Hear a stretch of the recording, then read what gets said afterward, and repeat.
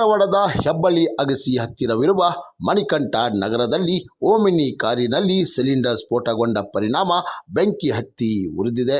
ಇದರಿಂದ ಸ್ಥಳೀಯ ಜನರಿಗೆ ಭಯದ ವಾತಾವರಣ ನಿರ್ಮಾಣವಾಗಿತ್ತು. ಈ ಘಟನೆಯಲ್ಲಿ ಓರ್ವನಿಗೆ ಗಾಯವಾಗಿದೆ. ಸ್ಥಳಕ್ಕೆ ಧಾವಿಸಿದ ಅಗ್ನಿಶಾಮಕ ದಳ ಬೆಂಕಿ ಆರಿಸುವಲ್ಲಿ ಯಶಸ್ವಿಯಾಗಿದೆ.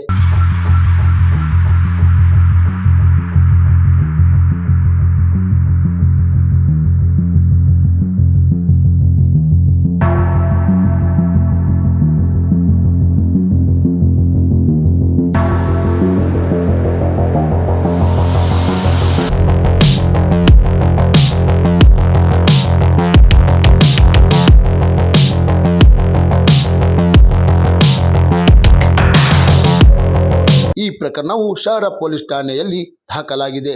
ಕ್ರಾಂತಿ ಸಮಾಚಾರ ಟಿವಿ ಧಾರವಾಡ.